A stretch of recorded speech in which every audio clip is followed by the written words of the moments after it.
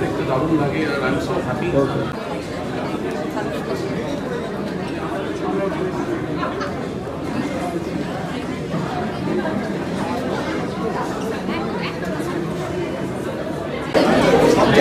ফিল্মটা দেখবার পরে আসলে আমার কেমন লাগবে, আমার কাছে মনে হচ্ছে যে আমাদের সবচেয়ে আমাদের জীবনে আমার মনে হয় যে আমার জীবনে আমার মা সূর্যের মতো আমরা সন্তানেরা তার চারদিকে তার কখনো মতো করে আমরা বুঝেছি। তো সেই মাকে নিয়ে যখন ছবি মা এবং মেয়ের সম্পর্ক তার হচ্ছে তো আমি তো কিছু করতে পারি না, এবং সেখানে আমি একটি অংশ হতে পেরেছি, কাটতে পেরেছি। সবসময় আমরা ইনস্টাগ্রাম বলে যেখানে সোশ্যাল মিডিয়ায় অনেক পোস্ট দেখতে পাই, মায়ের সাথে কি তোমার অ্যাটাচমেন্ট করে? আমি তো প্রথম সন্তান আর আমি এখনো পর্যন্ত মায়ের সঙ্গে থাকবার প্রিভিলেজ, মানে আমি প্রিভিলেজ, আমি এখনো মায়ের সঙ্গে রয়েছি।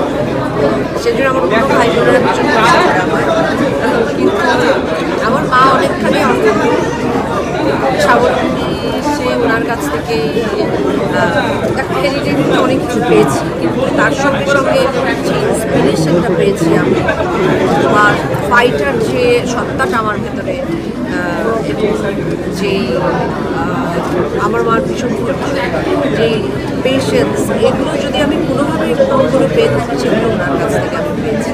সেটা তার হেরিটেজের কিছুটা পেয়েছি এবং কিছুটা ওনার সঙ্গে থাকতে আমি কিছু শিখেছি আমার সারা। জয়দীপ ট্রেলারে যেটা দেখলাম যে এই ট্রেলারে গল্প কি কোথাও একটা থ্রিলিং ব্যাপার রয়েছে, একটা সাসপেন্স রয়েছে, আবার একটা সম্পর্কের গল্প, ভালোবাসার গল্প, সবটা মিলিয়ে ডিয়ার মার অভিজ্ঞতা কীরকম? ডিয়ার মার অভিজ্ঞতা একটা ছবিতে এক এক রকমের অভিজ্ঞতা, এক এক রকমের এক একটা কাজে আমাদের এক এক রকম অভিজ্ঞতা তৈরি হয় এবং সেটা নিয়ে আমরা এগোতে থাকি। কিন্তু ডিয়ার মার অভিজ্ঞতাটা প্রথমে আমি আসলে দুর্দান্ত একটা টিমের সঙ্গে কাজ করেছি। তারপর দ্বিতীয়ত আমি বলবো যে আমাদের অসম্ভব সুন্দর একজন আমার পরিচালক, ওনার সঙ্গে আমার কাজ করবার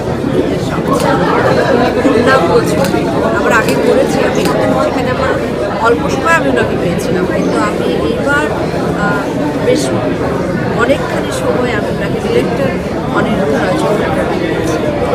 সেটা আমার মনে হয় যে আমার জন্য একটা অসাধারণ জার্নি ছিল, এই জন্য যে উনি ঠিক এখন আমরা যেভাবে করে ফিল্মগুলো করা হয় তেমন করে উনি কাজটাই করেন একেবারে অন্যভাবে ভাবে। তো এই অন্য ভাবনাটা আমরা নিজেরাও সবসময় করি, সেই কারণে ওনার সঙ্গে কাজ করাটা ওনার একটা এক্সপিরিয়েন্স ছিল। তার উপরে গল্প এবং তার উপরে চরিত্রগুলো সবগুলো ইকুয়ালি খুব ইম্পর্টেন্ট। নিশ্চয়ই আমার জীবনে সেটা চন্দনদার সাথে কাজ করে খুব ভালো লেগেছে, ভেরি ফ্রেন্ডলি, ভালো লাগে। এবং বিজিএম যেটা রয়েছে বা যে গানগুলোর আভাস পাওয়া গেল সেগুলো মনেই হলো ভীষণ সুন্দর। তুমি কী বলবে? এদের ছবির গান তো অসাধারণ হয়। বিক্রমটা আমার মনে হয়, আমার কাছে মনে হচ্ছে যে ওনার যত ফিল্মের জন্য কাজ করেছেন তার ভিতরে আমি এটাকে সবচেয়ে উঁচু জায়গায়, এটা আমার ব্যক্তিগত।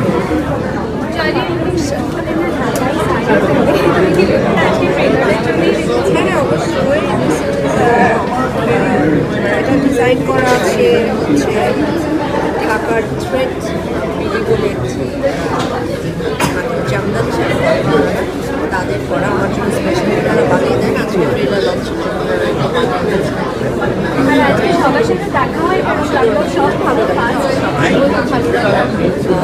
ছবি ফিল্ম শুটিং শেষ করার পরে তো আমাদের সবাই যে যার মতো চলে যায়, এই ট্রেলার লঞ্চ অথবা ফিল্ম প্রিমিয়ারই আবার দেখা হয়, খুব ভালো লাগে। অনেকগুলি অভিনেতার অভিনয় রয়েছে, সাউথ থেকে ফটনা প্রিয়া আছে, গায়ত্রী আছে, চন্দনা, অনুপাদি আছে।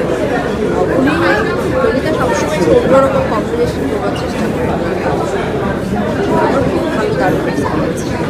আর প্রথমবার তো মায়ের চরিত্রে অভিনয় করেছে, বাচ্চাদের সাথে কাজ করলে অনেকটা সময় কাটালে, ছোটবেলার কথা মনে পড়ছিল তখন শুটিংয়ের সময়? হ্যাঁ, ছোটবেলার কথা মনে পড়ছিল যে আমার মনে হচ্ছিল যে আমি আমার মাকে কতটা জ্বালিয়েছি, আমি সেটাই ভাবছিলাম বারবার। আসলে আমি কি করেছি, আমার অ্যাডোলেসেন্ট পিরিয়ডে আমি কেমন ছিলাম, আমি কি ট্রাভেল দিতাম আমার মাকে, আমি সেগুলো নিয়ে আসলে ভাবছিলাম যখন ছবিটা আমি করছি।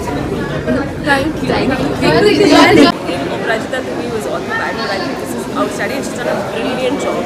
So I'm very, very excited, and I'm very happy and excited more so for the audience, because in the recent past we've only seen trailers and all of that, and suddenly comes this film which is only about the heart, and that's what stories are about. It brings the humanity, and you want to feel nice and good about life again. And I'm very excited for what it will do to the audience. Experience with the Aniruddha. It's my third film with him, so for me it's like coming home. It's homecoming. Trailer এবং বিক্রমদার music কি বলবেন? মানে দুটোই আমাদের কাছে খুব বড় একটা ব্যাপার। তার কারণ হচ্ছে অনিরুদ্ধ রায়চৌধুরী এত বছর বাদে বাংলা ছবিতে ফিরছে এবং সে ছবি এমনভাবে করেছে যার বিষয় হচ্ছে মা। আমার মনে হয় সবাই আমরা আগ্রহ নিয়ে অপেক্ষা করে রয়েছে ছবিটা দেখবো বলে। আমরাও যে ছবিটার পার্ট হতে পেরেছি সেটা আমাদের খুব ভালো লাগার একটা ব্যাপার। বিক্রম ঘোষ এই নামটাই যথেষ্ট। এবং আমি প্রথম, ও আগে অনেকবার গিয়েছি, হ্যাঁ, আর আমি বিক্রম ঘোষের সাথে প্রথম কাজ করলাম। তো এই দুটো আমাদের কাছে খুব স্পেশাল একটা ব্যাপার। এবং সচরাচর আমরা যে মিউজিক বা গান শুনি, এই যে বিক্রম যেটা বলছিলাম যে সচরাচর আমরা যে গান শুনি এটা অনেকটাই আলাদা। এখানে যে মধ্যে মাদেরকে নিয়ে কাজ এবং টনিদার অনেকদিন পর বাংলা ছবি, কি বলবেন? আগে একটা কথা বলি, অনিন্দ্য সব থেকে বেশি টনির সঙ্গে কোলাবোরেট করেছে।